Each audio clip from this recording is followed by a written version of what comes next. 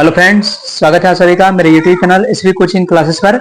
और जैसा कि मैंने आपसे अपने प्रीवियस वीडियो में डिस्कशन कर लिया था फ्रक्टोज के विषय में, तो फिर फ्रक्टोज और उसके बनाने की विधि, केमिकल प्रॉपर्टीज और यूजेस और उसके एक जो टेस्ट थे वो भी मैंने आपको बता दिया था, है ना। जैसे फ्रक्टोज के परीक्षण में भी कुछ पूछ लिया जाता है तो वहां पर आप उसको भी लिख सकते हैं। ठीक है, उसके जस्ट बाद जो अगला टॉपिक रहेगा वो है डाइसैकेराइड।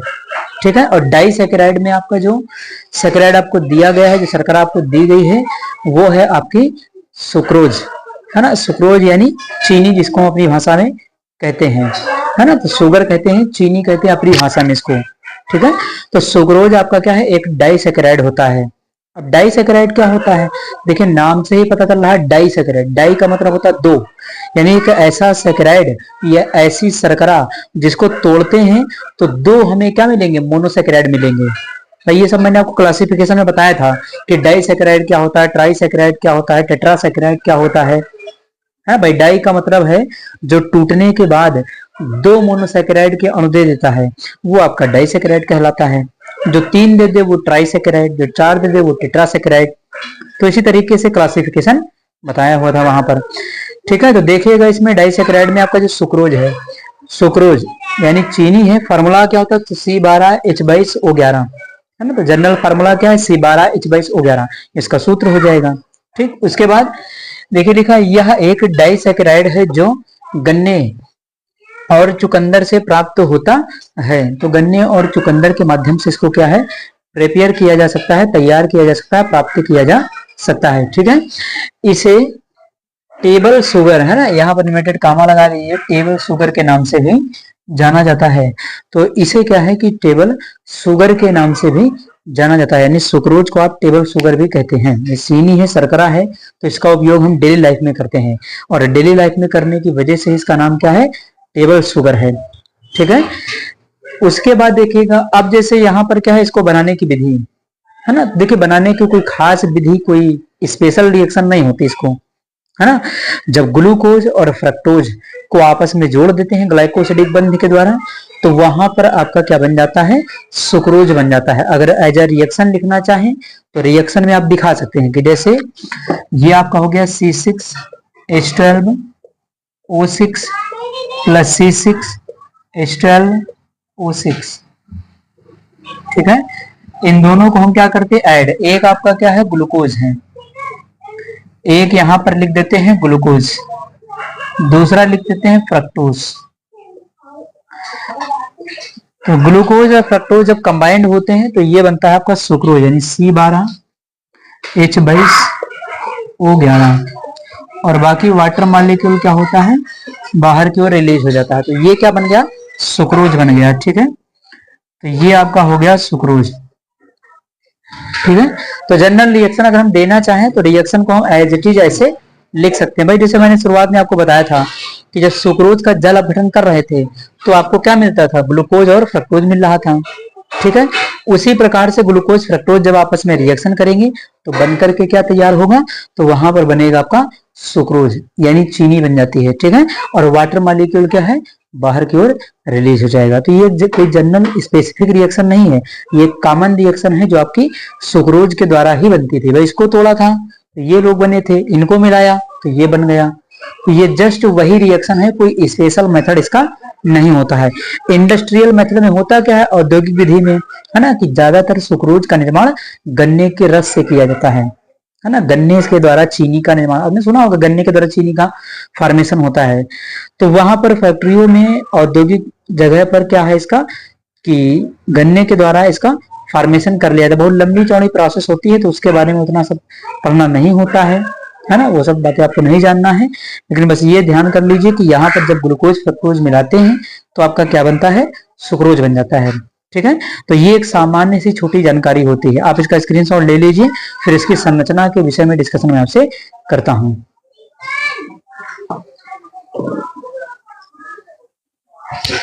तो चलिए अब यहाँ पर देखते हैं कि ग्लूकोज की संरचना के विषय में, है ना। तो सुक्रोज की संरचना के विषय में चलिए देखते हैं स्ट्रक्चर इसका कैसे बनेगा। तो देखिए मैंने आपको बता दिया कि सुक्रोज के अंदर आपका क्या होता है, अल्फा डी ग्लूकोज, एक इकाई होती है अल्फा डी ग्लूकोज और दूसरी इकाई है बीटा डी फ्रक्टोज। ये दोनों ग्लाइकोसिडिक बंध के द्वारा जब आपस में जुड़ती हैं तो आपके सुक्रोज का फॉर्मेशन हो जाता है। संरचना बनाना चाहें तो बना सकते हैं, तो चलिए देखेगा। तो सबसे पहले हम यहाँ पर क्या करते हैं, अल्फा डी ग्लूकोज की संरचना बना लेते हैं, है ना। जैसे मैंने पहले भी आपको बनवाया था तो आपको पता होगा, शायद नहीं पता होगा तो ध्यान से देखिएगा, ठीक है। ये कार्बन है और यहाँ पर देखिए इन सभी जगह पर क्या होता है आपका, तो कार्बन होता है।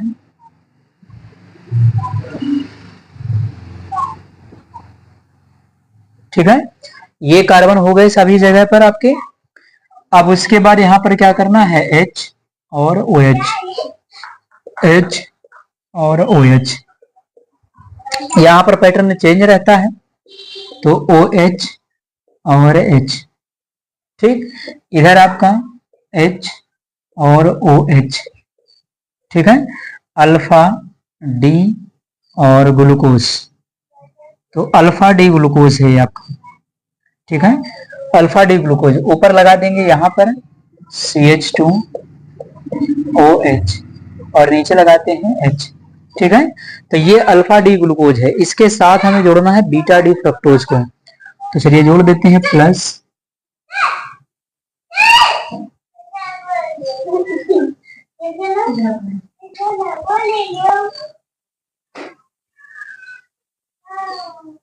थोड़ा सा और बढ़ा लेते हैं इसको, तो ये हो जाएगा C।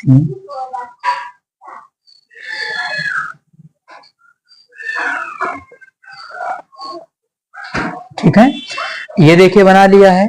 अब क्या करना है, यहाँ पर आपको ग्रुप जोड़ देना है। तो चलिए देव जोड़ देते हैं इसको, तो यहाँ पर ये हो जाए,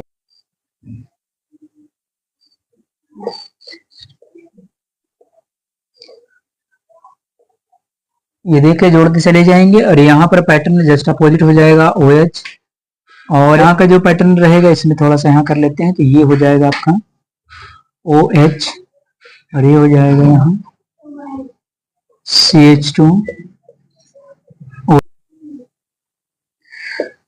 तो ये देखिए है ना, अब दोनों की संरचना बना दिया। ये है आपका बीटा डी फ्रक्टोज, जिसको कहते हैं बीटा डी फ्रक्टोज, ठीक है। तो ये बीटा डी फ्रक्टोज है।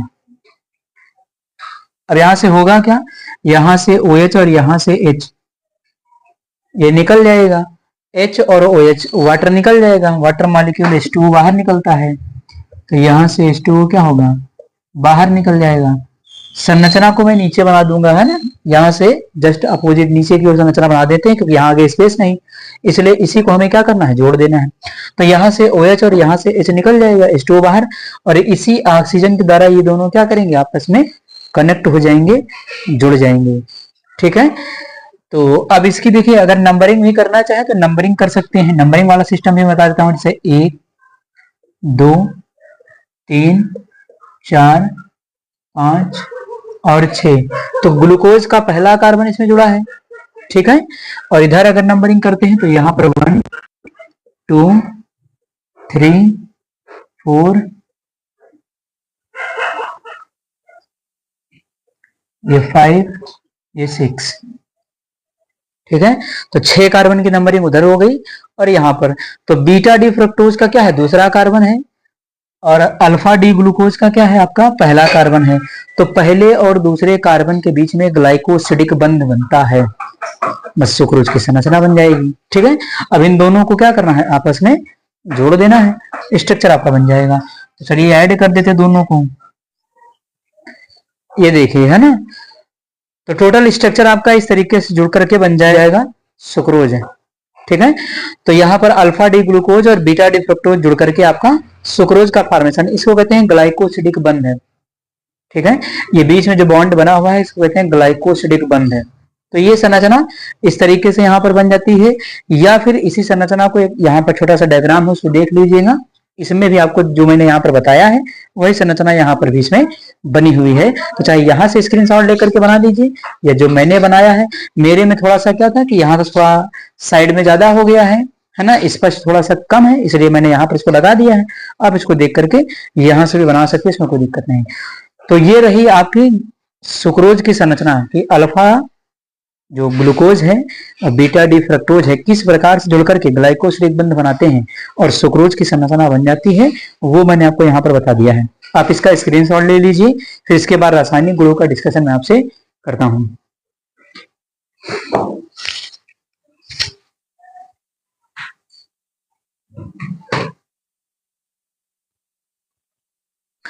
तो चलिए यहाँ पर देख लेते हैं कि आपके सुक्रोज के रासायनिक गुण। तो रासायनिक गुण में जैसे पहले हम लेते हैं हाइड्रोलिसिस, यानी हाइड्रोलिसिस ऑफ सुक्रोज। अब हाइड्रोलिसिस करवाएंगे तो क्या बनेगा, वहां पर ग्लूकोज बनता है और फ्रक्टोज बनता है। तो चलिए देख लेते हैं। नंबर फर्स्ट आपका है हाइड्रोलिसिस यानी जल अपघटन। तो जल अपघटन, हाइड्रोलिसिस करवाएंगे जल अपघटन, ठीक है। जल अपघटन किसकी प्रेजेंस में करवाते हैं, तो किसी डाइल्यूट हाइड्रोक्लोरिक अम्ल की उपस्थिति में करवा देते हैं। तो देखिएगा यहाँ पर ये C12H22O11 प्लस वाटर है और ऊपर लिखा है डाइल्यूट HCl। तो डाइल्यूट HCl, डाइल्यूट का मतलब होता है तनु, है ना, तनु HCl है। अपघटन करवाएंगे तो क्या बनेगा, ग्लूकोज फ्रक्टोज। तो ये बन जाएगा C6H12O6, एक आपका ग्लूकोज बनेगा, है ना। दूसरा हम यहाँ पर क्या लिख देते हैं, C6H12O6, ये बन जाएगा फ्रक्टोज, ठीक है। तो ग्लूकोज और फ्रक्टोज बन जाएगा, है ना। अब एक चीज और ध्यान रखिएगा कि जो आपका सुक्रोज होता है वो डेक्स्ट्रो रोटेटरी होता है, दक्षिण ध्रुवण घुणक। यानी जो सुक्रोज होती है, चीनी जो होती है वो कैसी होती है, डेक्स्ट्रो रोटेटरी, दक्षिण ध्रुवण घुणक। यानी ये समतल ध्रुवित प्रकाश के तल को क्या करेगी, एंटी क्लॉकवाइज डायरेक्शन में घुमाने का काम करती है, ठीक है। इसलिए इसे डेक्स्ट्रो रोटेटरी कहा गया है, दक्षिण ध्रुवण घुणक यानी दाईं ओर घुमाने वाला, क्लॉकवाइज डायरेक्शन में, ठीक है। लेकिन यहाँ पर क्या होगा, जब इसका हाइड्रोलिसिस होता है तो दो बनते हैं, एक ग्लूकोज बनता है, एक फ्रक्टोज बनता है। और ग्लूकोज आपका क्या होता है, डेक्स्ट्रो रोटेटरी, ठीक है। और फ्रक्टोज क्या होता है, लिवो रोटेटरी, यानी ये दक्षिण ध्रुवण घुणक है और ये वाम ध्रुवण घुणक है।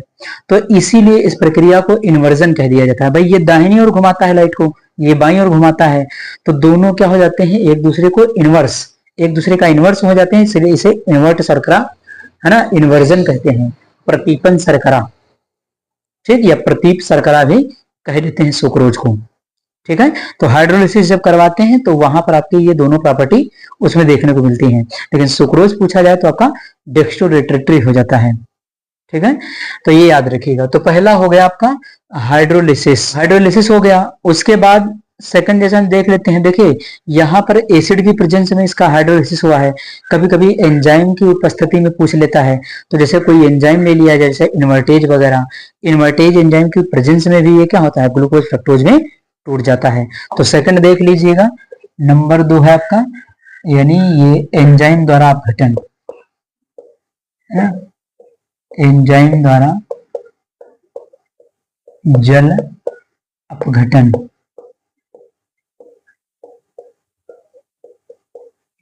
एंजाइम द्वारा जल अपघटन, जैसे मैंने बता दिया, इन्वर्टेज एंजाइम क्या करता है, इसको ग्लूकोज फ्रक्टोज में तोड़ देता है। तो चलिए देखिएगा। तो लिखा हुआ C12H22O11 प्लस H2O। एंजाइम कौन सा रहेगा, तो इन्वर्टेज, इन्वर्टेज एंजाइम रहता है, ग्लूकोज फ्रक्टोज में टूट जाएगा, ठीक है। तो C6H12O6, C6H12O6, ये देखिए। तो एंजाइम में इस प्रकार से सीधे डिसोसिएट हो जाएगा। एक ग्लूकोज है, दूसरा फ्रक्टोज है। फार्मूला दोनों का सेम होता है, प्रॉपर्टी संरचनाएं अलग अलग होती हैं। तो फार्मूला देख करके हम ये नहीं बता सकते कौन ग्लूकोज है कौन फ्रक्टोज है। आप फार्मूले को देख करके कभी भी नहीं बता पाएंगे कि कौन ग्लूकोज है इसके अंदर और कौन फ्रक्टोज है, ठीक है। तो यहाँ पर ग्लूकोज फ्रक्टोज आप लिख लीजिएगा। उसके बाद देखिए अगली प्रॉपर्टी मान लिया कोई देख लेते हैं। तो जैसे 2 प्रॉपर्टी मैंने आपको बता दिया, थर्ड एक और बता दें, जैसे ऑक्सीकरण। नाइट्रिक अम्ल की उपस्थिति में इसका ऑक्सीकरण हो जाता है। नाइट्रिक अम्ल की उपस्थिति में जब इसका ऑक्सीकरण होगा तो ये आपका ऑक्जेलिक अम्ल में कन्वर्ट हो जाता है, ठीक है। तो देख लीजिएगा थर्ड, वो भी मैं आपको बता देता हूँ। नंबर 3 है आपका ऑक्सीकरण, ऑक्सीकरण। तो तीसरा जो रासायनिक गुण है वो है इसका ऑक्सीडेशन। ऑक्सीडेशन में क्या बनेगा, ऑक्जेलिक अम्ल बन जाता है। नाइट्रिक अम्ल की उपस्थिति में ऑक्सीकरण होता है, ठीक है। तो देखिएगा, तो C12H22 O11 नाम लिख लीजिएगा सब जगह पर, सुक्रोज है, ठीक है। और यहाँ पर ऑक्सीकरण में ऑक्सीजन जो खर्च होते हैं वो 18 ऑक्सीजन लगते हैं। प्रेजेंस रहेगी नाइट्रिक अम्ल की HNO3 की, तो HNO3 की प्रेजेंस रहेगी और 18 ऑक्सीजन लगेंगे इसके अंदर, बनेगा क्या, ऑक्जेलिक अम्ल। फार्मूला क्या होता है, तो COOH और सिंगल बॉन्ड COOH। कितने मॉलिक्यूल होंगे, तो 6 होंगे ये, ठीक है, इस तरीके से लिख सकते हैं। और बाहर क्या निकलेगा, तो 5H2O। ये देखिए, तो ये क्या बन गया, ऑक्जेलिक अम्ल बन गया और वाटर मॉलिक्यूल बाहर निकल गया। तो नाम यहां लिख लीजिएगा, ये है ऑक्जेलिक अम्ल, ठीक है, ऑक्जेलिक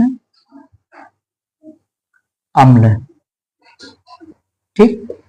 ये आपका ऑक्जेलिक अम्ल बन गया और वाटर मॉलिक्यूल बाहर निकल गया, ठीक है। तो ये हो गई ऑक्सीडेशन की प्रोसेस, ऑक्सीकरण, ठीक है। अब इसके अलावा सुक्रोज के कोई अन्य रासायनिक गुण नहीं मिलते, बहुत ज्यादा रिएक्शन नहीं होती है इसकी, ठीक है। अब सल्फ्यूरिक एसिड वगैरह से जब रिएक्शन करवा देते हैं तो वहां पर ये चीनी क्या होती है, काले रंग के पदार्थ में बदल जाती है, ठीक है। तो वो सब अलग इसके टेस्टिंग टाइप में आ जाते हैं, परीक्षण टाइप में। तो बहुत ज्यादा रासायनिक गुण इसके नहीं मिलते हैं। अगर आपसे कहा जाता है एग्जाम में कि सुक्रोज क्या है ना, इसके बारे में लिखिए, ये इसके 2 रासायनिक गुण और उपयोग लिख दीजिए। तो मैंने 3 रासायनिक गुण आपको बता दिए हैं, आप इसमें से कोई भी 2 रासायनिक गुण आराम से लिख सकते हैं, ठीक है। तो आप इसका स्क्रीनशॉट ले लीजिए, फिर इसके उपयोग और परीक्षण का डिस्कशन मैं आपसे करता हूं। तो चलिए अब यहाँ पर देख लेते हैं कि test and uses of sucrose. तो सुक्रोज के परीक्षण क्या है ना, तो देखिएगा यहाँ पर लिखे हुए हैं, कई सारे परीक्षण मैंने लिख दिया है। देखिए, सुक्रोज के जलीय विलयन में आयोडीन मिलाने पर नीला रंग प्राप्त नहीं होता, यानी अगर कोई विलयन आपको दिया जाता है, उस विलयन में आप आयोडीन मिलाते हैं, अगर नीला रंग प्राप्त हो जाता है, सुक्रोज में क्या है, उपस्थित नहीं है, ठीक है। यहाँ पर लिखा है नीला रंग प्राप्त नहीं होता है, तो अगर उसमें सुक्रोज होगी, है ना, तो आपको नीला रंग नहीं मिलेगा, और अगर उसमें सुक्रोज नहीं होगी तो आपको नीला रंग प्राप्त हो जाएगा, ठीक है। सेकंड देखिएगा, लिखा सुक्रोज में रेसॉर्सनॉल और सांद्र HCl हाइड्रोक्लोरिक अम्ल मिलाकर गर्म करने पर लाल भूरे रंग का अवक्षेप बनता है जो एल्कोहल में विलय है। कहता है कि रेसॉर्सनॉल और सांद्र हाइड्रोक्लोरिक अम्ल मिलाने पर एक भूरे रंग का अवक्षेप मिलेगा, ठीक, जो एल्कोहल में क्या होता है, विलय होता है, घुलनशील होता है, एल्कोहल में घुल जाएगा, ठीक है। तब आपको पता चल जाएगा कि दिए गए पदार्थ में क्या है, सुक्रोज उपस्थित है, ठीक। थर्ड नंबर देखिएगा, लिखा है कि ठोस सुक्रोज में सांद्र सल्फ्यूरिक अम्ल मिलाने पर चीनी काली पड़ जाती है। यानी जो आपकी चीनी होती है घर पर जो लाते हैं उसमें, है ना, अगर आप उसमें क्या करिए, कंसंट्रेटेड H2SO4 मिला दीजिए, सांद्र सल्फ्यूरिक अम्ल उसमें ऐड कर दीजिए, तो चीनी क्या पड़ जाएगी, चीनी काली पड़ जाती है, ठीक। तो ये भी इसका क्या है, एक परीक्षण है, एक टेस्ट है। इसके अलावा आप और भी टेस्ट लिख सकते हैं, जैसे फेलिंग परीक्षण है, टैलेंट परीक्षण है, बेनेडिक्ट परीक्षण है ना, ये सब परीक्षण आप लिख सकते हैं। तो ये परीक्षण क्या करता है, सुक्रोज आपका ये परीक्षण नहीं देता है, यानी टैलेंट परीक्षण नहीं देता है, फेलिंग परीक्षण नहीं देता है, बेनेडिक्ट परीक्षण नहीं देता है। तो ये 3 परीक्षण सुक्रोज नहीं देता है, ठीक है। देने में जैसे आप लिखना चाहें तो मॉलिस्य परीक्षण जो है वो आपका सुक्रोज दे देता है, ठीक है। तो ये टोटल परीक्षण मैंने आपको बता दिए हैं, ठीक है। उसके बाद देखिएगा, लिखा है उपयोग यानी यूजेस। इसमें क्या है, खाद्य पदार्थों के परिरक्षण में, प्रिजर्वेशन ऑफ फूड, ठीक है। मीठे पदार्थ बनाने में, भाई चीनी है तो चीनी का उपयोग ही किया जाएगा मीठे पदार्थों को बनाने में, ठीक है। उसके बाद मिठाइयों में मधुरक के रूप में, तो मिठाइयों में मधुरक के रूप में इसका उपयोग हो जाएगा, मीठी होती भाई। उसके बाद जैम, जेली व मुरब्बा बनाने में, तो जैम, जेली वगैरह, मुरब्बा वगैरह या मीठे अचार वगैरह जो बनाने में होता है, इसका उपयोग हो जाएगा। विभिन्न दवाइयां जो सिरप वगैरह होती है मीठी, उनको बनाने में भी क्या है, सुक्रोज का इस्तेमाल होता है, चीनी का उपयोग होता है। तो है तो इसके बहुत सारे उपयोग, भाई चीनी के उपयोग आप भी अपने हिसाब से सोच करके लिख सकते हैं, है ना, कोई रटने की आवश्यकता यहाँ पर नहीं पड़ती है, ठीक है। तो ये हो गया आज आपका सुक्रोज। सुक्रोज क्या होता है, उसकी संरचना कैसे होती है, संरचना में वो बनता कैसे है, उसके अंदर बंध कौन सा होता है ना, प्रकृति में कैसा होता है, तो दक्षिण ध्रुव गुणक होता है, ये भी मैंने आपको बता दिया। उसके रासायनिक गुण, तो रासायनिक गुण भी मैंने आपको करवा दिया। परीक्षण और उपयोग, ये बातें भी मैंने आपको बता दी है। तो उम्मीद करता हूं कि आज जो मैंने आपको बताया है वो समझ में आया हुआ होगा। और अगर चैनल पर नए हैं तो चैनल को सब्सक्राइब करिए, वीडियो को लाइक करिए और शेयर करते रहिए। तो चलिए फिर पढ़ाई करते रहिए, मिलते हैं अपने नेक्स्ट लेक्चर में। Thanks for watching this video.